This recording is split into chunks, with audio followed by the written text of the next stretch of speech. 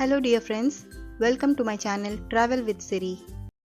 Today's video is going to be an eye-opener. Have you ever wondered if the clothes you wear are made of plastic? Yes, you heard that right.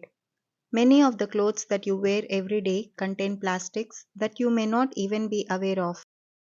As you go about your day, you may not realize that the clothes you are wearing are not made of natural fibers like cotton or wool, but rather synthetic materials like polyester, nylon, and acrylic.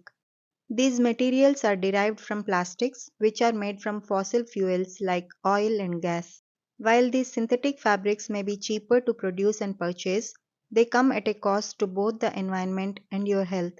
So, the next time you get dressed, take a moment to consider what you're wearing. Are you wearing clothes or are you wearing plastics? And if it's the latter, consider making the switch to natural fibers or sustainably produced fabrics to reduce your impact on the planet and your own health. In today's video, let me show you some real life examples and provide proof that will leave you surprised. Before we dive into the video, let's start by understanding the difference between synthetic and organic materials. Synthetic materials are man-made and they include fabrics like polyester, nylon, and acrylic. Organic materials, on the other hand, are made from natural sources like cotton, silk, and wool. It's important to understand this difference because synthetic materials are the ones that are more likely to contain plastic fibers. So, get ready for a journey that will change the way you look at your clothes forever. Let's get started. Today, I will be conducting an experiment to determine the hidden plastics in different materials. In order to conduct this experiment, we will need a few basic materials. A sheet of aluminum foil, which will be used to create a base for our experiment. Next, we will need a candle and a matchstick. The candle will be used as a heat source for our experiment. We will also need a pair of steel pliers, which can be used to hold the fabrics while carrying out the test. Finally, we'll need some scrap fabrics of different materials. It's important to have a variety of fabrics with different compositions in order to compare and contrast their behavior during the experiment. Before I begin, I want to remind everyone watching that this experiment should not be attempted without adult supervision at home. I will be taking all necessary precautions to ensure my safety, and I encourage you to do the same. The textile burn test is a method used to determine the type of fiber used in the fabrics.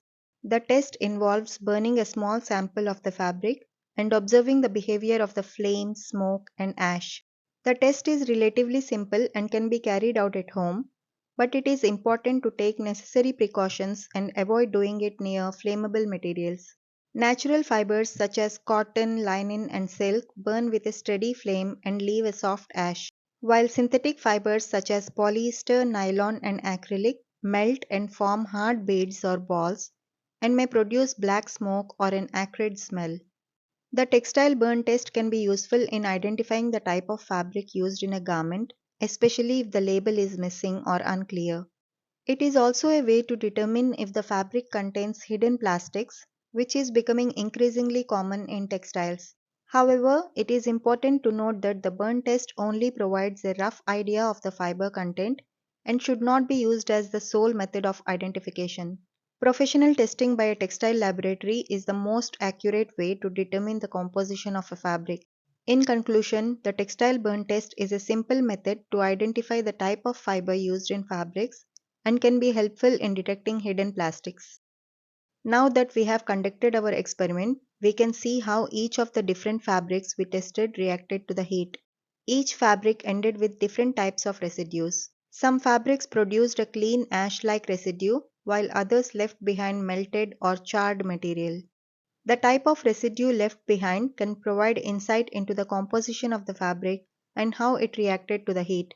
It's important to note that this experiment was conducted under controlled conditions and it's not recommended to intentionally set fabrics on fire without proper safety precautions.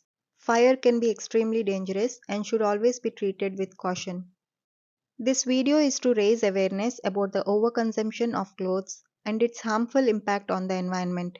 However, caution should be taken when conducting this test, and professional testing is recommended for accurate results.